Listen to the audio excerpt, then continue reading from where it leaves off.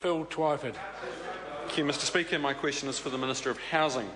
Does he stand by his statement that collecting the data on offshore ownership of houses would be a waste of public money?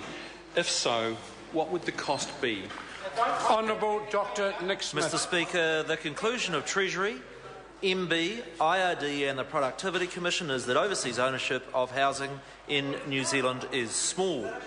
The IRD data I released yesterday shows 22,000 rented properties are owned by people living overseas, which works out at 1.2% of our 1.8 million homes, and that this number has barely changed in the last 5 years. The biggest group of these absentee owners are New Zealand citizens currently living overseas, like those doing an OE. I do stand by my statement that a register would be a waste of money, and my advice from officials is that it would cost many millions of dollars. I cannot justify the spending on trying to work out whether it's 1.2 or 1.3%. My focus is on the real issues that will increase the affordability and ownership of Kiwi families rather than chasing these red herrings. Supplementary question, Phil Twyford. Why did he say this morning that it would be a wild goose chase and a waste of public money to collect data on foreign ownership of houses, when the Reserve Bank Deputy Governor said this morning also that it would be useful if the government started collecting data on foreign buyers? What makes him right and the Reserve Bank wrong? Honourable Dr Nick Smith. Mr. Speaker, because the member only half quotes what the Reserve Bank Governor said, he said that is something that the government might want to look at more broadly. I'm quite satisfied with the data that we have from IRD.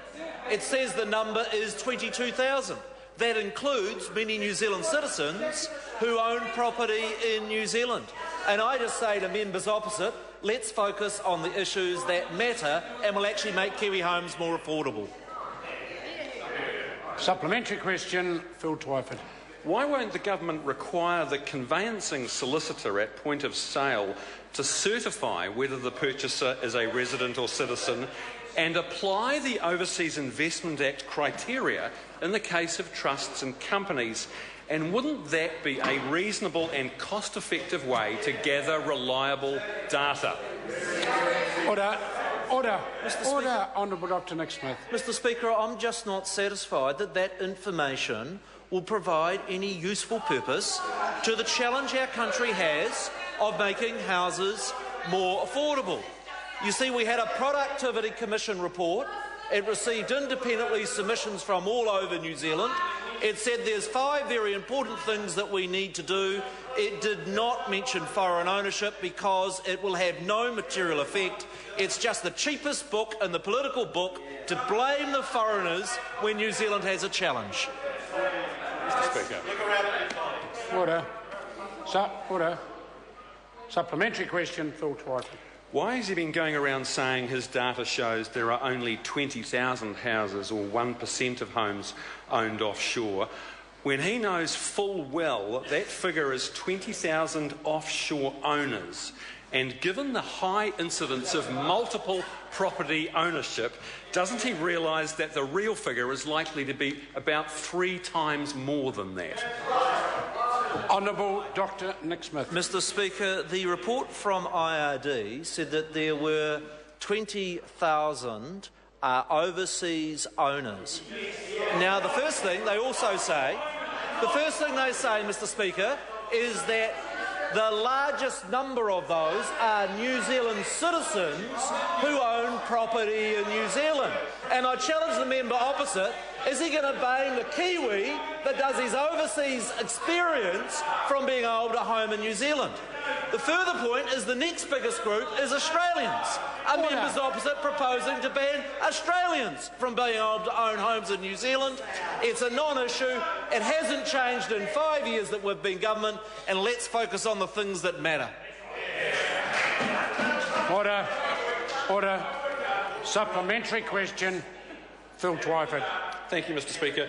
Why should Kiwi first home buyers have to put up with being outbid at auctions by offshore speculators bidding on the end of a telephone?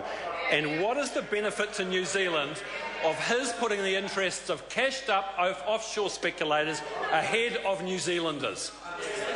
Honourable Dr Nick Smith. Mr Speaker, this government's totally committed to improving both the affordability and the ownership of homes, and that is shown by the fact that independent studies show that housing affordability has improved 30% since house prices doubled and interest rates went through the roof under members opposite. I say to members opposite as well that it is the cheapest trick in the political book, whether it's joblessness or whether it's crime, to somehow invent the idea that it is the foreigners when all the advice from officials is they're having negligible effect. That concludes questions for oral answer. Would some honourable member care to move that the House takes note of miscellaneous business? Mr Speaker. The Right Honourable Winston Peters.